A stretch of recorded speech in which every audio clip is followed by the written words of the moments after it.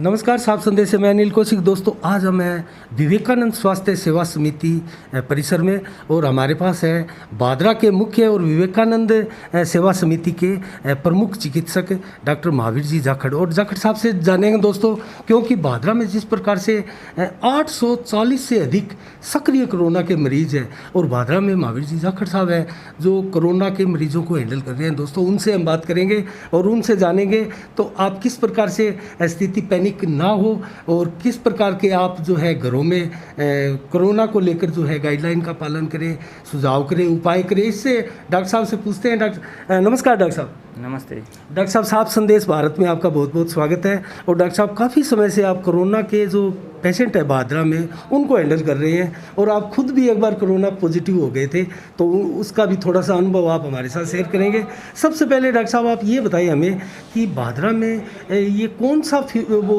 Variant चल रहा है कोरोना का। लोग बता रहे हैं कि नौर भादरा में सबसे घातक चल रहा है, मौतें ज़्यादा हो रही है। आप सही कह रहे हो। नौर भादरा के अंदर इन्फेक्टिविटी बहुत ज़्यादा है। जैसे एक घर में एक मरीज़ आता है तो उसके दूसरे दिन ही 4-5 मरीज़ और आते हैं वही सिम्टम लेके, जैसे बुखार, खांसी, जुकाम। तो ये इसकी इन्फेक्टिविटी इतनी ज़्यादा है, मतलब बहुत जल्दी जल्दी स्प्रेड हो रहा है। पर लोग बाग तो ये ऐसे कह रहे हैं कि जैसे मतलब इतना तेज़ी से फैल रहा है, जितना तेज़ आया है उतना तेज़ ही चला जाएगा। पर अपना इंडिया की पॉपुलेशन इतनी ज़्यादा है, अभी सरकारी आंकड़े बता रहे हैं कि 4 लाख केसेज लगभग पूरे इंडिया में पर डे आ रहे हैं। तो अपना एक सीधा सा हिसाब लगाएं, चलो सरकारी आंकड़े 4 लाख हैं, अपने को पता है ये बहुत सारे मरीज़ ऐसे हैं जो केवल मतलब लास्ट स्टेज में ही आते हैं, जो 1-2 दिन में एक्सपायर हो जाते हैं। उनका कोई डाटा ही नहीं होता, ना गवर्नमेंट के पास होता कि किससे मरा है किससे नहीं मरा। तो मैं ये कहना चाहता हूँ, यदि 4 लाख को छोड़ के अपने मान ले 50 लाख रोज़ाना आ रहे हैं, तो अपने देश की जनसंख्या 130 करोड़ है।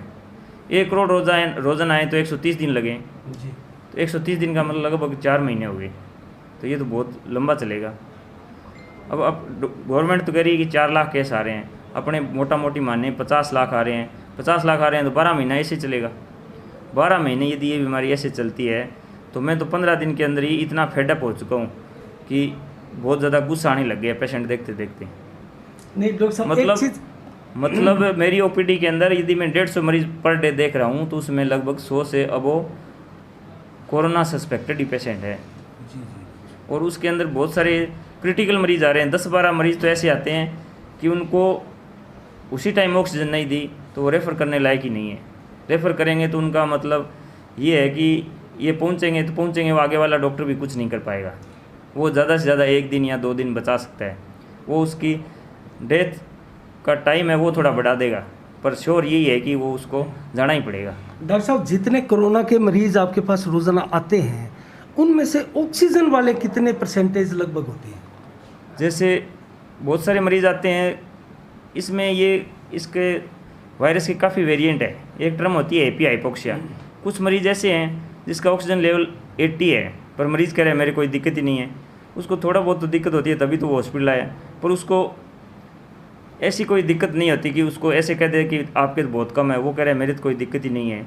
और कुछ मरीज़ को क्या है कि 95 ऑक्सीजन सेचुरेशन आ जाए तो उस पर भी दिक्कत होने लग जाती है, सांस में चलने पे सांस भरने लग जाती है।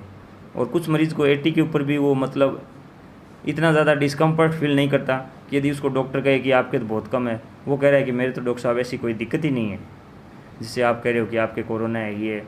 तो ये इस वायरस के कई वेरिएंट है और इसका पैटर्न हर इंडिविजुअल में अलग अलग होता है।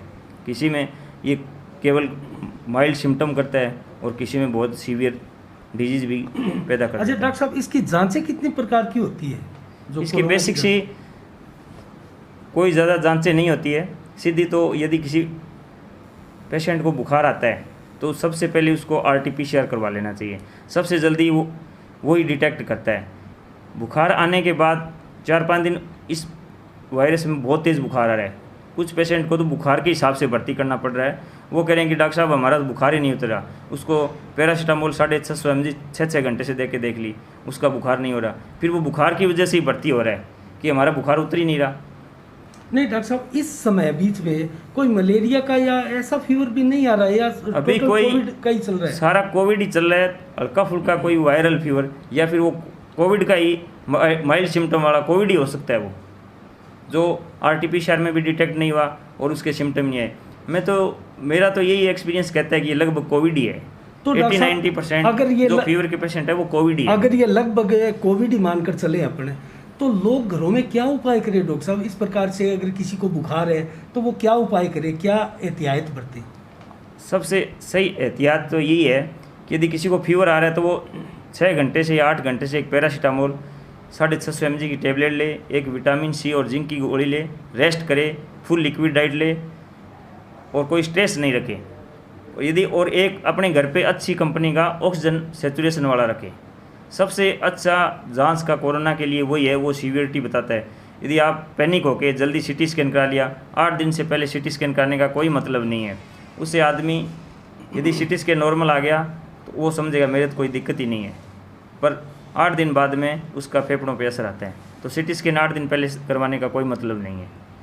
तो सबसे सही है यही है, घर में पल्स ऑक्सीमीटर रखो अच्छी कंपनी का। यदि सेचुरेशन 95 से कम जाता है और यदि आपको कोई भी सिम्टम है किसी भी तरह का, सबसे बड़ी बात यह है कि इस वायरस में fever, pain abdomen, loose motion, cough, cold सारे सिम्टम आ रहे हैं।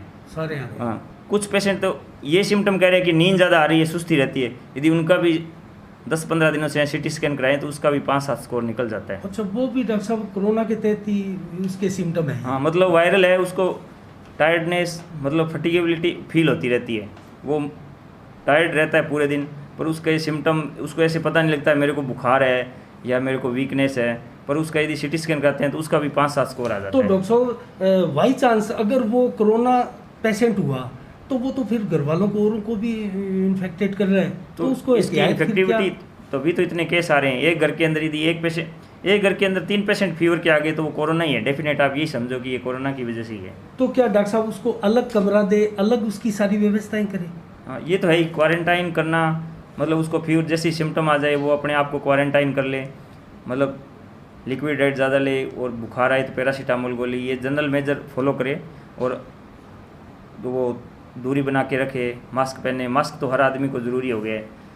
तो एक डॉक्टर साहब मैं आपसे जानना चाहूँगा, क्योंकि आप भी कोरोना से पॉजिटिव हो गए थे, और जितने भी कोरोना के पेशेंट हैं वो कई बार ज़्यादा पैनिक स्थिति बनाते हैं। उनके अभिभावक तो बनाते ही बनाते हैं डॉक्टर साहब, वो भी घबराहट में जो ज़्यादा पैनिक होते जा रहे हैं। तो उनके लिए एक मैसेज हो, आप अपना एक अनुभव बताएं कि कोरोना के पेशेंट किस प्रकार धैर्य रखें, किस प्रकार अपना ध्यान रखें। कोरोना के पेशेंट, हर पेशेंट को पैनिक होने की ज़रूरत नहीं है। 10% में ये सीवियर डिजीज़ पैदा करता है। यदि आपके फीवर होता है तो फीवर के साथ ही आप यदि RT-PCR करवा लिया और आप कोई भी डॉक्टर से कंसल्ट कर लो, पैरासीटामोल टेबलेट लेते रहो, यदि आपके सिम्टम्स सबसाइड हो रहे हैं, आपको रिलीफ मिल रहा है, ठीक है, आपके ठीक हो रहे हो, आप रिकवर हो रहे हो। यदि आपको खांसी या ऑक्सीजन लेवल कम हो रहा है या सांस में थोड़ी बहुत तकलीफ हो रही है तो आप डॉक्टर से कंसल्ट कर लो। उसमें आपको यदि डॉक्टर एडवाइस करता है कि आपका ड्यूरेशन के हिसाब से CT स्कैन करवाना है, CT स्कैन करवा लो। कुछ खून की जांचें हैं जैसे CRP, अर्ली स्टेज में काफ़ी मरीजों को बढ़ा हुआ मिलता है, वो भी एक अच्छा टेस्ट है, उससे काफ़ी स्क्रीनिंग हो जाती है। जी डॉक्टर साहब। तो डॉक्टर साहब, यहाँ लगभग कितने पेशेंट आते हैं? मेरे पास लगभग जितनी OPD होती है उसकी 80% OPD कोविड की होती है। तो आपके पास OPD तो 200 OPD 300 से ज़्यादा होती है? नहीं, इतनी ज़्यादा देखी नहीं जा रही, क्योंकि अभी थोड़ा दूरी बना के देखना पड़ता है, फिर बीच में कोई इमरजेंसी आती है उसको भी देखना पड़ता है, फिर मास्क, फेस शील्ड, बहुत सारी फिर भी 100 के प्रोटेक्शन। करीब हाँ, लगभग हैं। जैसे 100-150 के लगभग OPD रहती है, पर उसके लगभग 80% OPD यही वायरल या कोविड की चल रही है। तो डॉक्टर साहब, एक चीज़ मैं और जानना चाहूँगा, यहाँ लगभग कितनी ऑक्सीजन की रिक्वायर्ड आप मानते हैं विवेकानंद अस्पताल में? मैंने तो कहा है कि यदि यहाँ पे 20-25 सिलेंडर रोजाना हो, जितनी ज़्यादा ऑक्सीजन होगी उतना ही वर्कलोड बढ़ेगा। जी डॉक्टर साहब। अभी हमारे पास क्या ऐसे पेशेंट आते हैं जिनका ऑक्सीजन लेवल 60% है। यदि उसको ऑक्सीजन सपोर्ट के साथ रेफर करेंगे तभी तो उसकी जान बचने के चांसेज हैं। हम उसको कह देते हैं हनुमानगढ़ चला जा, सिरसा चला जा, हिसार चला जा। यदि वो बिना ऑक्सीजन के जाता है तो उसकी भी दिक्कत बहुत होनी है, उसके बचने की संभावना बहुत कम हो जाती है। अब भी व्यवस्था लगभग कितने ऑक्सीजन सिलेंडर की डॉक्टर हमारे साहब को क्या अभी होगी? तक अभी क्या है कि सारी जो प्राइवेट एजेंसियाँ ऑक्सीजन सप्लाई करती थी उन पे तो गवर्नमेंट ने कब्जा कर लिया है। अब सारी गवर्नमेंट ही दे रही है, तो हमें अभी तक 30 सिलेंडर के अराउंड मिले हैं 15 दिन के अंदर, 15 दिन में लगभग 2 सिलेंडर पर डे, जबकि हमारी रिक्वायरमेंट है 15 से 20 सिलेंडर। 20 सिलेंडर। वो भी हम पेशेंट को मतलब पेशेंट जानकारी लगा के धक्के से भर्ती हो रहे हैं, वो भर्ती होने के बाद भी हमें 15-20 सिलेंडर चाहिए। यदि हम सब मरीज़ को जैसे ज़रूरत के हिसाब से यदि भर्ती करें तो हम ही उनकी डिमांड पूरी नहीं कर सकते। डॉक्टर साहब, ये मेरे हिसाब से बीकानेर संभाग की बहुत बड़ी संस्था है विवेकानंद स्वास्थ्य सेवा समिति, हनुमानगढ़ जिले की नहीं। तो आप दानदाताओं को क्या मैसेज देना चाहेंगे कि यहाँ इस वक्त जो कोरोना की महामारी चल रही है, ये सेकंड लेयर देश में चल रही है और ये घातक सिद्ध भी हो रही है, तो उनको क्या मैसेज देंगे कि किस प्रकार की आप हेल्प यहाँ व्यवस्था संस्था के लिए कीजिए? मैं दानदाताओं से यही अपील करना चाहता हूँ कि जैसे अपने ऑक्सीजन प्लांट नहीं लगा सकते इतना जल्दी, पर जो ऑक्सीजन कंसनट्रेटर है जैसे 80-90 के अराउंड यदि किसी का सेचुरेशन रहता है तो वो ऑक्सीजन कंसनट्रेशन अच्छी तरह से मेंटेन हो जाता है और वो ठीक भी हो जाएगा। यदि किसी का सेचुरेशन 90 से बिलो चला जाता है तो वो ऑक्सीजन कंसनट्रेटर भी उसके काम नहीं करेगा, उसको फिर ऑक्सीजन ही चाहिएगी। मैं दानदाताओं से तो यही कहना चाहता हूँ कि आप ऑक्सीजन की सप्लाई करो। जैसे अभी अपने यहाँ पे कुछ कह रहे हैं कि हम ऑक्सीजन दे देंगे, जैसे यूनानी चिकित्सालय है उसके अंदर बताया कि ऑक्सीजन की तो व्यवस्था है। वो हॉस्पिटल को एक आप कोविड हॉस्पिटल मत बनाओ, उसको एक पोस्ट कोविड रिहेबिलिटेशन सेंटर बनाओ। जैसे किसी के कोरोना हो गया, उसने डॉक्टर से इलाज लिया पर उसके फेफड़े इतने डैमेज हो गए कि उसका सेचुरेशन 85-90 रह रहा है, तो उस ऐसे मरीज़ को 1-2 महीने की पोस्ट कोविड के बाद भी ऑक्सीजन की ज़रूरत होती है। उस कंडीशन में वो सेंटर बहुत अच्छा काम करेगा कि डॉक्टर से इलाज ले लिया, डॉक्टर ने छुट्टी दे दी, भाई तेरे को 1 महीने ऑक्सीजन लगा के रखनी पड़ेगी, तेरे फेफड़े धीरे धीरे अपने आप ठीक होंगे। अभी यदि इस कंडीशन में जैसे कोविड हुए 4 दिन हुए हैं, आज उसका ऑक्सीजन लेवल 85 है, अपने उसको वहाँ पे यूनानी में भर्ती करवा दिया केवल ऑक्सीजन के लिए, तो उसको साथ में सपोर्टिव ट्रीटमेंट देना बहुत ज़रूरी है। वो नहीं मिल पाएगा, यदि वो नहीं मिल पाएगा तो उसकी बीमारी तो बढ़ जाएगी। ऑक्सीजन से वो कितने दिन सर्वाइव करेगा? तो उस सेंटर को मैं तो ये कहना चाहता हूँ दानदाताओं से, उसको पोस्ट कोविड रिहेबिलिटेशन सेंटर के रूप में डेवलप करें, ताकि मरीज़ इलाज लेने के बाद यदि उसके फेफड़े इतने ज़्यादा डैमेज हो गए हैं कि उसको 1-1.5 महीने के लिए ऑक्सीजन पे डिपेंड रहना पड़ेगा, तो उसके लिए वो बेस्ट सेंटर रहेगा। अच्छा डॉक्टर साहब, अभी तीसरी लहर की पता नहीं क्या क्या जिक्र यहाँ चर्चाएं चल रही है पूरे देश के अंदर, तो मैं एक चीज़ आपसे जानना चाहूँगा, ये लगभग इसकी मार जो सेकंड लेयर चल रही है इसकी कब तक लगभग होगी और ये स्थिति? हाँ, यही तो मैंने आपको बताया है। यदि आप गवर्नमेंट के आंकड़ों से देखें तब तो पता नहीं कितने दिन चलेगी। अपने सबसे बड़ा आंकड़ा ले लो कि 1 करोड़ केस रोजाना आए, 135 करोड़ पॉपुलेशन है, तो 135 दिन चल गया, तो लगभग 135 दिन का मतलब 4 महीने से ऊपर हो गया।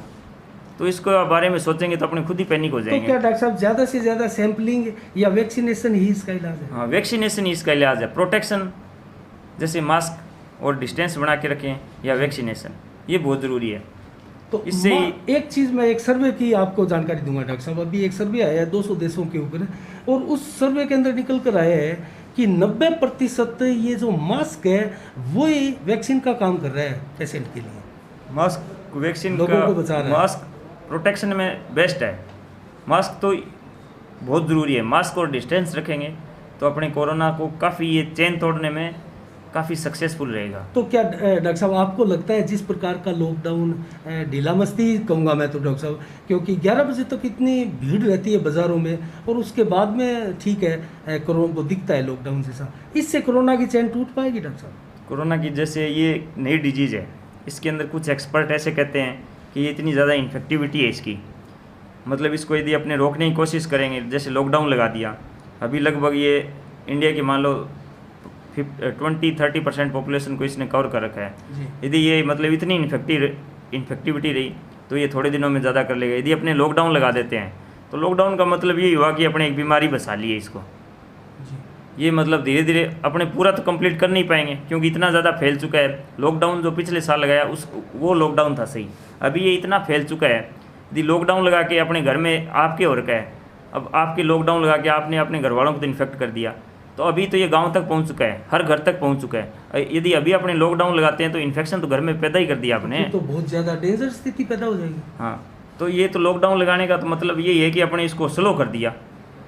तो इसका आपकी नज़र में सही इलाज क्या है? अभी मतलब कुछ एक्सपर्ट ऐसे कह रहे हैं कि इसकी इतनी इन्फेक्शन हो गया है हर घर के अंदर, मतलब हर 10 में से 1 आदमी को इन्फेक्शन हो गया है। यदि अपने आप लॉकडाउन लगा देंगे तो वो धीरे धीरे केस आएंगे। कुछ ये कह रहे हैं कि जितना जल्दी तेज़ी से फैल रहा है उतना तेज़ी से ही चला जाएगा। तो ये नई डिजीज़ है, अब क्या तीसरा स्ट्रेन आएगा क्या नहीं आएगा, ये सारे अनुमानित आंकड़े नहीं, हैं। लगभग 22 से ऊपर देश ऐसे हैं डॉक्टर साहब जहाँ तीसरी लहर कहर बरपा रही है विश्व में। यही तो कह रहे हैं ना, मतलब इसका अनुमान लगा सकते हैं अब कितना आएगा। यदि अपने देश में इसकी एंटीबॉडी कितने दिन काम करती है, री इन्फेक्शन भी हो रहा है, वैक्सीनेशन के बाद भी हो रहा है, वैक्सीनेशन के बाद री इन्फेक्शन में डेथ भी हो रही है, तो ये इसका कुछ भी नहीं कह सकते। ये वायरस स्ट्रेन चेंज कर लेता है। अब उस स्ट्रेन की कितनी इन्फेक्टिविटी है, कितनी मोर्टिलिटी है, मतलब कितना वो वायरुलेंस है, ये तो अपने नहीं बता सकते अभी। ये तो केवल सर्वे आगे जैसे अपने देखेंगे उससे ही पता लगेगा। तो डॉक्टर साहब यहाँ क्षेत्र के भी और जो अभिभावक हैं उनके लिए भी और आम लोगों के लिए भी और हमारे साफ संदेश के तमाम दर्शकों के लिए भी जो 14 देशों में है डॉक्टर साहब, उन सब के लिए कोरोना के आप क्या मैसेज देना चाहते हैं कोरोना को लेकर? एक बढ़िया सा कोरोना का मेरा तो यही मैसेज है कि अपनी प्रोटेक्शन रखो, मास्क और दूरी बना के रखो, और बेमतलब बेवजह बाहर मत घूमो अपने काम के लिए, और अपनी बिल्कुल मतलब हेल्दी डाइट और अपनी फिटनेस रखो ताकि अपने कोरोना से खुद ही जंग पा सकें। और जल्दी उठना या कोई व्यायाम भी इसमें शामिल कर सकते हैं क्या डॉक्टर साहब? सब चीज़ें हैं, जितना अपने फिट रहेंगे तो हर बीमारी के लिए अच्छा ही रहेगा। मतलब इम्यूनिटी पावर इम्यूनिटी पावर अच्छी रहेगी, अपने बीमारी से लड़ने के लिए स्ट्रॉन्ग रहेंगे। मानसिक रोगी भी थोड़े बढ़ते जा रहे हैं डॉक्टर साहब। मानसिक रोगी तो पैनिक तो है ही, लॉकडाउन लग गया, सब लोगों की रोजी रोटी बंद हो रखी है। उसके लिए कोई खास क्या? उसके लिए तो अपने क्या कर सकते हैं, गवर्नमेंट ही करेगी, उनको क्या कंपनसेशन देती है, अपने तो क्या बताएं उसमें। चलो बहुत बहुत धन्यवाद डॉक्टर साहब ठीक आपका। है, ठीक है, ओके, धन्यवाद।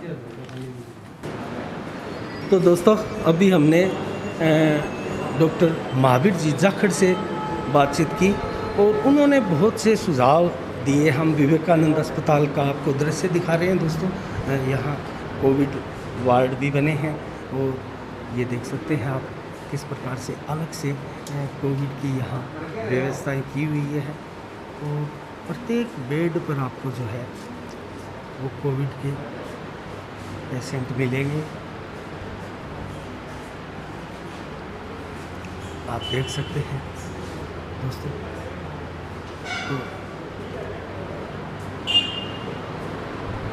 तो आज डॉक्टर महावीर जाखड़ से बात करने का दोस्तों उद्देश्य यही था कि जिस प्रकार से लोग ज़्यादा पैनिक हो रहे हैं कोरोना को लेकर और तरह तरह की सोशल मीडिया में जो अफवाहें चलती हैं दोस्तों, उनसे कैसे पार पाएँ और कोरोना के लिए ख़ास तौर पर क्या एहतियात बरते, उसको लेकर ही हमने आज डॉक्टर साहब से कुछ सवाल किए और डॉक्टर साहब ने बहुत ही अच्छे और बेबाक तरीके से दोस्तों जवाब भी दिया। और डॉक्टर साहब ने जिस प्रकार से एक चीज़ कही दानदाताओं से कि ज़्यादा से ज़्यादा यहाँ जो है ऑक्सीजन के लिए लोग दानदाता जो है हेल्प करें, तो मैं दोस्तों यही कहना चाहूँगा कि बादरा अस्पताल, ये जो बादरा का राजकीय सामुदायिक स्वास्थ्य केंद्र है दोस्तों, वहाँ लगभग हेल्प दानदाताओं की जा रही है।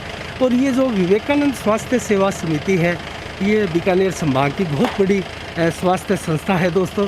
तो यहाँ किसी प्रकार की लोकल जो समाज सेवी लोग हैं वो ऑक्सीजन के लिए यहाँ आगे नहीं आ रहे। तो ज़्यादा से ज़्यादा यहाँ भी जो कोरोना के पेशेंट है, डॉक्टर साहब ने जिस प्रकार से बताया दोस्तों, रोज़ाना जितनी ओपीडी है उनमें से 80% यहाँ कोरोना के पीड़ित आते हैं दोस्तों। तो 80% दोस्तों 100 लोग रोज़, और महावीर जी जाखड़ जो है कोरोना के पेशेंट देख रहे हैं। तो यहाँ आवश्यकता है ऑक्सीजन की व्यवस्था सुचारू रूप से हो। तो दोस्तों आगे भी हम कवरेज करते रहेंगे। इसी के साथ साफ संदेश से मैं अनिल कौशिक, नमस्कार, जय भारत, जय जय राजस्थान।